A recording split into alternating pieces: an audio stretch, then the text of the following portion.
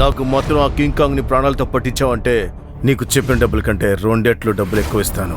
కానీ ఒకవేళ నువ్వు నాకు అప్పగించలేదు అనుకో, ఆ తర్వాత నా మీద కోప్పడకూడదు. షూట్!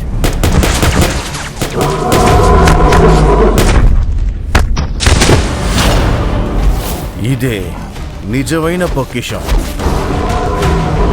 మనం అందరం డబ్బు గలవబోతున్నాం.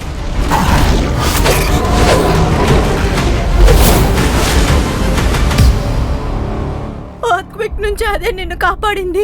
నా కొడుకుని కూడా కాపాడింది అదే. నన్నెందుకు బంధించావు?